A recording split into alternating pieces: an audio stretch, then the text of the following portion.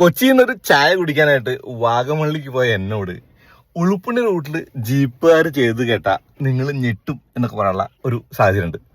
സംഭവം വേണമെങ്കിൽ അവർക്ക് സൈഡ് തരായിരുന്നു, തന്നില്ല. അത് ചില ജീപ്പുകാരൊക്കെ ഇത്തിരി റൂഡാണ് അവിടെ. ഓക്കെ, എന്തായാലും കൊച്ചിയിൽ നിന്ന് ഏറ്റവും അടുത്ത് ഒരു ഓഫ് റോഡ് പോയിട്ട് വരാൻ പറ്റിയ സ്ഥലം ഏതാ വെച്ചാൽ വാഗമൺ എന്ന് പറയാൻ പറ്റുക. വാഗമണിൽ പല സ്ഥലങ്ങളിൽ നമ്മൾ ജിമ്മിനുമായിട്ട് ഉളുപ്പുണ്ണിക്കാണ് പോയത്. ഓക്കെ, വെള്ളിയാഴ്ച വെറുതെ ഇരുന്നപ്പോൾ ഒരു ചായ കുടിക്കാന്നുള്ള മൈൻഡിൽ ഇറങ്ങിയതാണ്. കാരണം ഒന്നും ചെയ്യാണ്ടായില്ല. അങ്ങനെ ഉച്ചയ്ക്ക് ഇവിടുന്ന് ഇറങ്ങി നേരെ വാഗമണിലേക്ക് പോയപ്പോൾ ഉളുപ്പുണ്ണി ഡെസ്റ്റിനേഷൻ വെച്ചായിരുന്നു. ഉളുപ്പുണ്ണിക്ക് കയറിപ്പോയി. ഓക്കെ, മൈൽഡ് ആയിട്ടുള്ള ഓഫ് റോഡാണ്. ജിമ്മിക്ക് അത് പുട്ടാണെന്ന് പറയാം. പുട്ട് പോലെ കയറി പോകുന്ന ഓഫ് റോഡാണ്. അവിടെ കയറി കുറച്ച് നേരം നിന്ന് തിരിച്ചിറങ്ങിയിട്ട് അങ്ങനെ വാഗമണിലൂടെ പോയി ഒരു ചേച്ചിയുടെ കടയിൽ നിന്ന് ചായയും പഴംപൊരിയും കഴിച്ച് തിരിച്ച് കൊച്ചിക്ക് വന്നു. അത്രേ ഉള്ളൂ.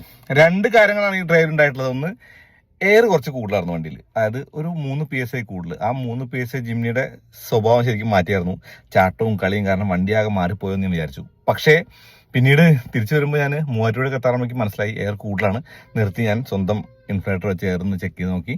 കുറച്ചു എയർ ഒന്ന് ഊറ്റി കളഞ്ഞപ്പോൾ വണ്ടി പഴയ പോലെ. ഓക്കെ, വണ്ടിയുടെ ഒരു സ്വഭാവം അവർ പേടിച്ചു. സസ്പെൻഷൻ പണിയായോ എന്ന് വിചാരിച്ചായിരുന്നു.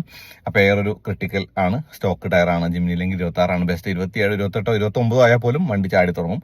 ഏറ്റവും പ്രശ്നം പാലത്തിനൊക്കെ കയറുമ്പോൾ പട്ട ചെയ്യുന്നൊരു സൗണ്ട് കേൾക്കും. ആ ഒരു സൗണ്ട് ജിമ്നിക്ക് ഇല്ലാത്തതാണ്. സോഫ്റ്റ് ആയിട്ട് കയറാറുണ്ട്. ഉളുപ്പുണ്ണി ഒരു നല്ല സ്ഥലമാണ് ജിമ്നിയായിട്ട് പോകാൻ. വേണമെങ്കിൽ ഒന്ന് പോയി നോക്കിക്കോളൂ. വാഗമണിലെ ഓഫ് റോഡർ.